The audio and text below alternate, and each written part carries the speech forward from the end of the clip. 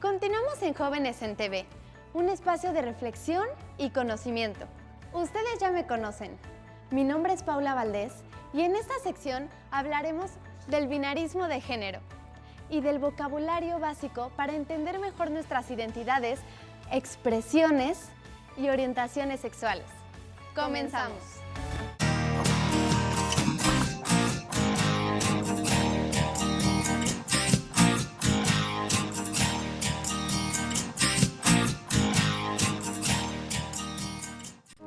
El binarismo de género consiste en creer que la sociedad se divide en hombres y mujeres, y que todos esos hombres y mujeres son heterosexuales. Es tan limitante como pensar que todo es negro o blanco, o tal vez azul o rosa. ¿Ves por dónde va el problema del binarismo de género? Dentro de esta idea no caben los matices, la diversidad. Pensar en términos de binarismo de género resulta excluyente y discrimina a todas las personas que no se identifican dentro de las normas binarias de género. Esto no solo limita muchas experiencias personales, también afecta a la construcción de la sociedad diversa, instruida y respetuosa. Vayamos a esta cápsula que ampliará nuestra cultura sobre diversidad sexual. Los órganos sexuales con los que nacemos indican si somos machos o hembras de la especie humana. Hablamos de características biológicas. El género, en cambio, es una construcción social y cultural. En función de las características sexuales de nacimiento de las personas, se les atribuyen determinadas características psíquicas, afectivas, de comportamiento, culturales y sociales. ¿Cómo es ser masculino y femenino según la publicidad? ¿O según nuestros padres? ¿O según el lugar donde vivimos? Los atributos varían, pero el género es algo aprendido. La identidad de género es la percepción que tiene una persona con respecto a sí misma, ser mujer u hombre. Esta identidad puede coincidir o no coincidir con el sexo de nacimiento. Cuando coincide, se es cisgénero. Cuando la identidad de género no coincide con el sexo de nacimiento, se es transgénero. Hay mujeres cisgénero y mujeres transgénero. Lo mismo con hombres. Pueden tener una identidad cisgénero o transgénero. La identidad de género que no es binaria, que no se identifica por completo ni con hombre o mujer, se conoce como género fluido o queer. La expresión de género es la manifestación del género de la persona. Puede incluir la forma de hablar, manerismos, modo de vestir, comportamiento personal, modificaciones corporales, entre otras. Y por último, la orientación sexual se define por la atracción erótica afectiva de las personas, y esta no tiene nada que ver con nuestra identidad o expresión de género. Estamos con la doctora Carolina Armenta.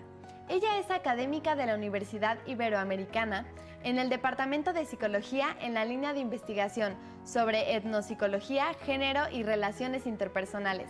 Bienvenida, Carolina. Hola, ¿qué tal? Muchas gracias, es un gusto para mí estar aquí. Carolina, ¿podrías hablarnos sobre el binarismo de género? ¿Cómo se expresa? Claro que sí. Básicamente es una concepción sociocultural que se tiene o que se da a partir de una dominancia de sexos, es decir, tenemos el sexo masculino, el sexo femenino, y culturalmente se le hace una serie de atribuciones en torno a ello, ¿no? Que por el hecho de ser hombre y por el hecho de ser mujer, deberemos de estar cumpliendo con ciertos roles, creencias, normas sociales, y se maneja binarismo porque se ha identificado desde la literatura y desde las prácticas sociales como elementos opuestos.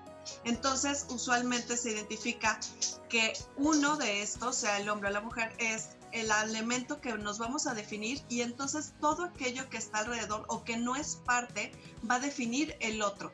Cuando hablamos de binarismo de género, a estos dos elementos son los que nos estamos refiriendo. Sin embargo, es un constructo que se ha criticado y se ha analizado a través, pues, de lo que se da en las conductas sociales, en las interacciones. ¿Y cómo pasó de ser una idea dominante a una idea cuestionada? Justo a partir de lo primero que se tenía que identificar es que al ser una idea generalizada socialmente, se empiezan a identificar que hay mujeres que tienen características que se atribuían generalmente a los hombres y que los hombres tienen características que se atribuían a las mujeres. Entonces, cuando se identifican estos elementos, se cuestiona que realmente no es un aspecto dado biológicamente, sino que es una dimensión que se da a través de una construcción social, y entonces se empieza a ver esta gama no como opuestos, sino que es una cuestión que está dándose en un continuo. Tanto mujeres como hombres podemos tener características que socialmente se han hecho binarias o dicotómicas en esta mirada. En esta situación, pues nos ha demandado realizar una serie de cambios en cuestiones de creencias, en cuestiones de ideas, como es el aspecto de liderazgo. No solamente son líderes determinadas personas por el sexo, sino también son líderes las mujeres, también son líderes a partir de otras características que se están manejando detrás, y entonces se empieza a romper la idea del binarismo hacia una idea que se está dando en una amplitud, ¿no? Como una gama en general. ¿Y por qué consideras que es importante que los jóvenes conozcan sobre diversidad sexual y cultura de género? En este sentido, es porque desde la psicología se ha identificado, y también que tiene un apartado social, nos está dando que como tienen esta serie de elementos de poderse comportar, de poderse expresar, es necesario que tengamos esta apertura para que podamos ayudar o favorecer la construcción de la autoidentidad, de la autoestima. ¿Por qué? Porque si yo quiero hacer un elemento que quizás no se me había dado o que no se me permite socialmente, si tenemos este reconocimiento hacia las diversidades de las identidades de género, podemos saber que hay alguien que se parece a nosotros, podemos saber que esta identidad que no está determinada socialmente en el binarismo, también es una forma de poderme expresar, de poder ser. A partir de estas identidades de género, y ahorita lo mencionabas, cómo tiene que ver con las identidades sexuales, incluso se ven como dimensiones que no necesariamente están de la mano. No por ser o tener ciertas conductas de género se va a estar identificando, número uno, mi orientación sexual, o la siguiente, mis prácticas sexuales. Me parece que son elementos que no están hermanadas necesariamente, pero que sí nos van a permear para poder identificar o poder construirnos, para poder decir quiénes somos como personas. ¿Y qué tan amplio es el abanico de opciones fuera del binarismo de género? Es muy amplio. Ahí sí nos vamos a meter a una revisión teórica. O sea, dependiendo de estos elementos, están las teorías queer, donde incluso se están cuestionando estas etiquetas, donde se cuestionan los elementos de decir si eres femenina, masculino, si eres no binario, si eres trans. Entonces se tiene una serie de elementos que se empiezan a permitir que tengas tantas características como sean las identidades que se están manejando. Por supuesto que en identidades de género nos estamos refiriendo hacia una manifestación que rompe contra el binarismo, y en otras situaciones que es donde estamos rompiendo contra o se busca tener una diversidad hacia las prácticas o identidades sexuales. Entonces, cuando ya nos metemos a esto, no hay un número exacto, sin embargo hay todo un movimiento social en el cual, pues efectivamente, podemos identificar estas identidades, ¿no? En este sentido, me parece que son donde hemos tenido este referente para poder retomar y poder tener como voz, y que sí necesita tener el ser nombrados para que se identifiquen diferentes vulnerabilidades y de hecho se reconozcan sus derechos, pero me parece que todavía hay elementos que podemos estar deconstruyendo y estar revisando en torno a las identidades. ¿Qué autocuidados recomiendas para los jóvenes que están descubriendo su sexualidad? Esto es un elemento muy interesante porque efectivamente cuando estamos hablando de las juventudes nos topamos con diferentes vertientes. Uno es el reconocimiento desde nuestra corporalidad, los cambios anatómicos que podamos tener en ese momento. Empezamos nosotras también a tener esta connotación social sobre nuestra corporalidad, y después se va a vincular en cómo nosotros queremos expresar este cuerpo, ¿no? Si ocupamos el maquillaje, el arete, la vestimenta que nosotros podamos tener. En este proceso en el que se vuelve como un punto de conflicto en el sentido de una manifestación social que podemos irnos con lo que nos está gustando, que socialmente nos están diciendo es lo pertinente, o lo que hacemos por los grupos en donde somos parte, por amistades, por la familia, por la escuela, o podemos tener este elemento disidente, ¿no? Que pudiera ser el utilizar tatuajes, el utilizar los piercing, que empieza a ser disidente y causa ruido. En este sentido, cuando se están construyendo estas identidades, lo que se buscaría como autocuidado es las emociones, ¿no? Particularmente el cómo yo me estoy sintiendo con estas expresiones, tratar de buscar estos grupos donde también tengamos estas miradas en común, ¿no? Que también podamos acercarnos y darnos un reconocimiento de qué es lo que nos está interesando, buscar estos elementos como favorables que para nosotros nos está ayudando en nuestra autoestima y que nos está ayudando hacia este desarrollo en los diferentes ámbitos.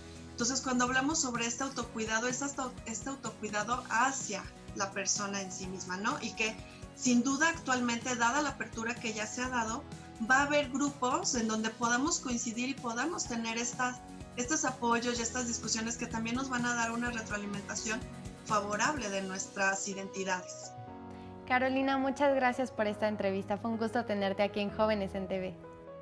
Un gusto participar, muchas gracias. ¿Te gustaría conocer qué piensan los jóvenes sobre la sexualidad? Vamos a ver esta cápsula. Para mí la sexualidad es algo muy importante, de lo cual debemos de estar muy bien informados, y siento sinceramente que no debemos de tomarlo a la ligera. Valga la redundancia, la sexualidad es el sexo con el que nace cada individuo, masculino o femenino. Esa es la sexualidad. La sexualidad es algo muy importante con lo que nacemos todos y cada uno de nosotros, y siento que hay como cierto tabú, pues me gustaría que en algún punto se rompiera este tabú en donde se toma la sexualidad como un tema que se le debería de tener miedo o de lo que no se debería de hablar, porque pues creo que es algo que todos experimentamos en algún punto de nuestra vida y que no se debería de cubrir ante la sociedad. La sexualidad es lo que nos caracteriza como hombres y mujeres. El binarismo de género es la creencia que tiene la sociedad de que solo existen hombres y mujeres, y además que tienen que ser heterosexuales, o sea que no hay más géneros y que solo es eso. El binarismo de género que solamente se va a quedar en masculino y en femenino. No hay otra, ¿vale? Solamente se caracteriza en dos, masculino y femenino. El binarismo de género es la idea de la sociedad que tiene respecto a que únicamente existen hombres y mujeres que son heterosexuales. Yo considero que sí es importante recibir una educación sexual y desde temprana edad. Considero que es muy importante recibir educación sexual, ya que así podemos prevenir embarazos no deseados, enfermedades de transmisión sexual y, en caso de tener una, saber cómo actuar. Hablar sobre placer, sí, es importante conocer cada punto del mismo. Sí, sobre un placer responsable. Que se hable del placer es algo muy íntimo, a mí se me hace algo muy personal. A mí sí me gustaría que me hablaran de diversas sexualidades para que haya un poco más de cultura. Las orientaciones sexuales diversas, sí me gustaría que nos hablaran más, ya que considero que es muy importante que conozcamos pues todo lo que existe. Sí, yo me considero cisgénero, ya que yo me identifico con mi sexo biológico y mi rutina diaria como mujer. Pues sí, yo me considero cisgénero porque me identifico con mi sexualidad, con mi género masculino. Yo me identifico al 100%, entonces sí me considero cisgénero. Yo sí me considero una persona cisgénero porque yo sí estoy conforme y a gusto con las características que se me dieron desde nacer. O sea, yo sí soy heterosexual, a mí sí me gustan los hombres y sí me siento a gusto y cómoda con mi cuerpo. Doctora, bienvenida. Muchas gracias. Doctora, el binarismo de género es una idea que ha dominado por mucho tiempo en la sociedad. ¿Qué cree que necesita para eliminarse o transformarse? ¿Qué sería lo que tendríamos que hacer? Yo creo que el binarismo de género se ha instalado a través del tiempo de manera muy importante, puesto que definen mucho las relaciones sociales que tenemos. Hoy día la participación activa de las mujeres en distintas áreas de la vida ha llevado a una reconfiguración, una resignificación del papel de las mujeres, y esto pues definitivamente rompe, podríamos decir, con la idea tradicional que sobre qué es ser una mujer en nuestra sociedad ha cambiado de manera significativa. Y para muchas personas esta nueva representación del ser mujer cuesta mucho trabajo, y sobre todo porque creo que no ha habido una política de género que deje ver que el género es una dimensión de la vida de todas las personas, que tiene expresiones múltiples y que va cambiando a través de la historia y a través de la vida misma de cada una de las personas. En ese sentido, creo que el que no haya una cultura, el que no haya una campaña que genere un cambio cultural importante para reconocer esta amplia diversidad, pues resulta un obstáculo importante para romper con la idea binaria, que además fue una idea que se nos inculcó, que se nos impuso a través del proceso de colonización, puesto que nuestras sociedades ancestrales no tenían esta idea binaria de género. Todas las personas conteníamos lo masculino y lo femenino, y esto está mucho más claro en las deidades que veneraban nuestros antepasados. Entonces creo que pues romper con el binarismo implica el reconocimiento del colonizaje por una parte, y por otra parte del desarrollo de una nueva cultura que reconozca la amplia diversidad social, sexual, de género que tenemos en el país. ¿Existe alguna brecha generacional en términos de apertura y de respeto a las diversas orientaciones sexuales que existen hoy en día? Yo creo que la brecha para el reconocimiento de las distintas orientaciones sexuales no necesariamente tiene que ver con las generaciones, sino que tienen que ver con los valores y la estructura social dentro de la cual nos desarrollamos. Es decir, en nuestra sociedad existen sectores y familias tradicionales y algunas mucho más progresistas que tienen una visión más amplia. Dentro de estas familias, pues existen personas de todas las edades, aunque es verdad que hoy día con la participación activa de lesbianas y homosexuales en los espacios públicos, pues hace que las personas vayan familiarizándose con su presencia y con incluso pues para el reconocimiento de esas otras formas de vida que las personas pueden tener, ¿no? Entonces, depende en mucho del marco ideológico en donde se desarrolla un grupo social, una familia, o depende de las oportunidades que las personas tienen para convivir y hacer de la presencia de otras orientaciones sexuales algo más común, algo más familiar, en donde pues no se genere ese rechazo, ese temor a conocer otras formas de vida. La falta de cultura tiene costos sociales y emocionales muy altos. ¿Podría hablarnos un poco sobre ello? Yo creo que para México, desde inicios de la década de los 90, se generó el compromiso de desarrollar una política de género que facilitara, que impulsara una mayor participación igualitaria entre hombres y mujeres en nuestro país. La política de género en mucho a lo que apuntó en nuestro país fue principalmente a facilitar la participación de las mujeres en espacios en donde anteriormente estaban vetadas, ¿no? Donde no podían acceder a la universidad, no podían acceder a puestos de representación, a dirigir instituciones. Y hoy día, pues realmente las mujeres, gracias a esa política de género, estamos en todos los espacios de la vida pública. Sin embargo, una política de género tendría que haber contemplado también a los hombres. ¿Qué pasa con los hombres en este proceso de incorporación de las mujeres a la vida pública y cómo es que la vida privada también se trastoca durante este proceso.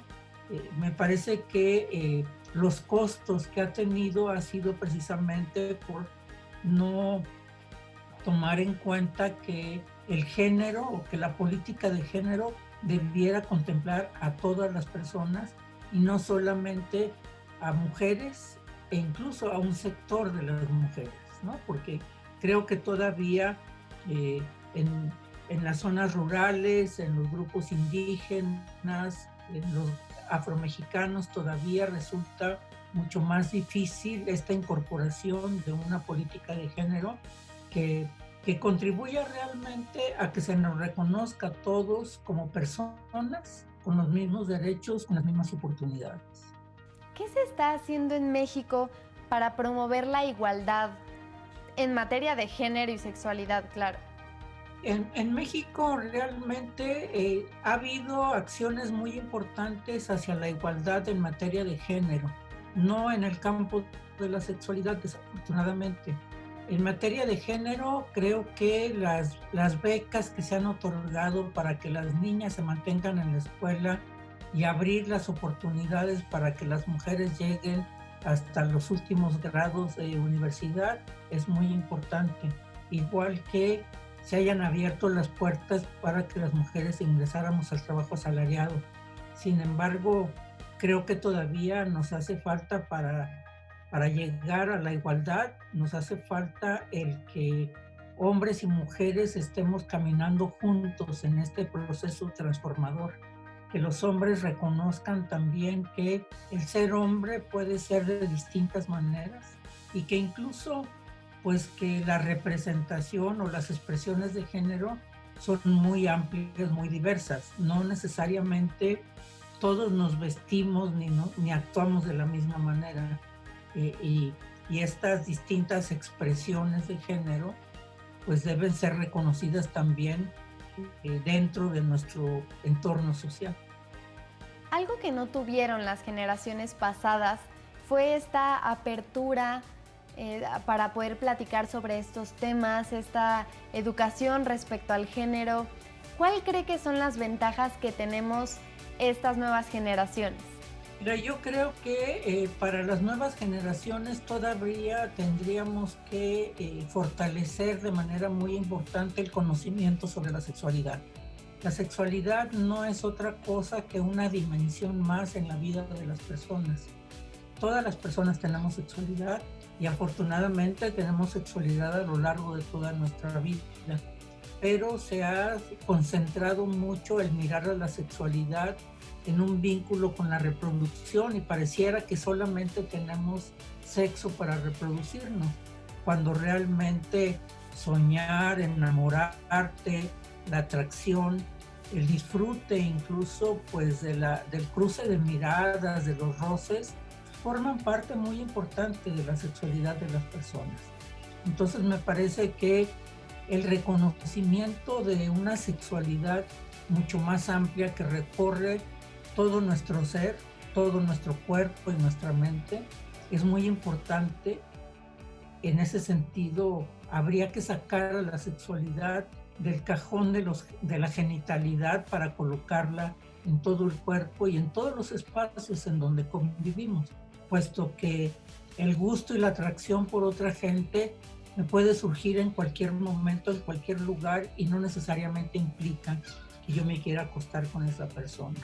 Entonces, para las nuevas generaciones, este reconocimiento de las distintas expresiones de género, de las distintas orientaciones sexuales, abriría un cúmulo de posibilidades infinito para realmente dar cauce a su plena expresividad, a su satisfacción, pero sobre todo al desarrollo pleno de la persona, porque eso es parte de nuestro ser como humanos. Le agradezco mucho su tiempo. Fue un gusto tenerla aquí en Jóvenes en TV. Muchas gracias, Claudio. Hasta luego. Los jóvenes hoy en día contamos con mucha información y muchos medios para poder leer sobre estos temas. Eduquémonos, hablemos entre nosotros y conozcamos más sobre vida saludable. Algo que no tuvieron las generaciones pasadas fue la educación en estos temas y la posibilidad de poner nombre a diversas expresiones de género y de orientación sexual. ¿Qué ventajas hay para las nuevas generaciones? La orientación sexual y la identidad de género que cada persona tenemos es esencial para nuestra personalidad y tenemos derecho a vivirla sin discriminación.